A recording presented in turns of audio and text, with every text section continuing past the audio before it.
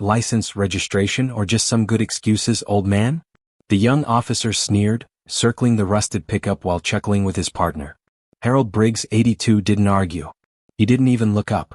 He kept both hands on the wheel, steady, silent, and scarred. He was heading home from the hardware store in his 1968 Chevy, a truck he'd built himself, now loaded with lumber for a neighbor's wheelchair ramp. No plates, no tags, driving a pile of junk, the other officer smirked, tapping the hood. Probably stolen. What do you think, old man? It's mine since '68, Harold replied softly, handing over his ID. The officer scoffed, pulling him out of the cab.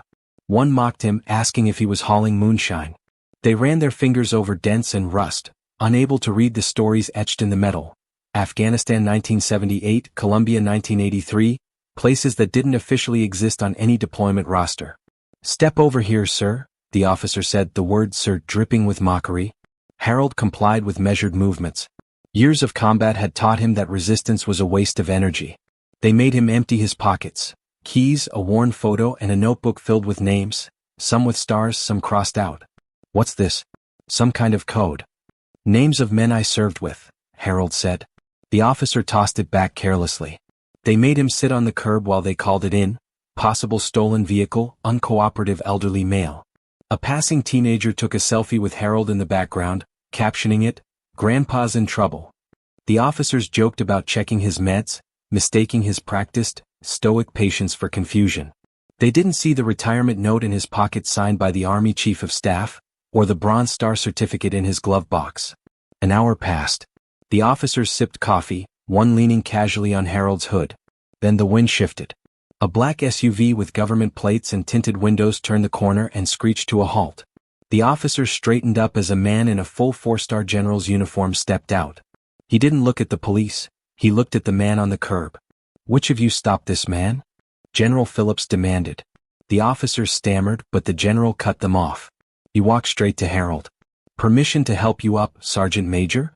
Harold stood without assistance. Permission granted.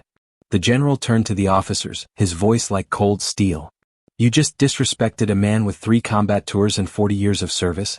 This truck is part of Army history. So is he. He turned to the growing crowd of onlookers. Sergeant Major Briggs led the extraction of 23 hostages in Colombia.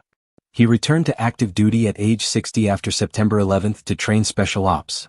3 presidents have shaken his hand.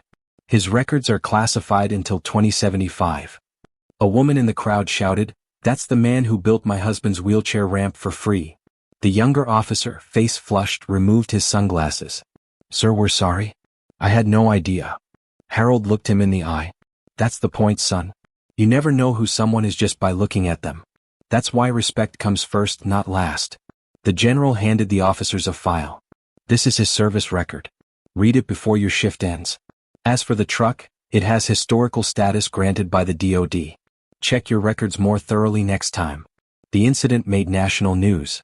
The town declared Harold Briggs Day, and over $200,000 in donations flooded in. Harold didn't keep a cent. He directed it all toward the Harold Briggs Initiative, building wheelchair ramps for veterans nationwide.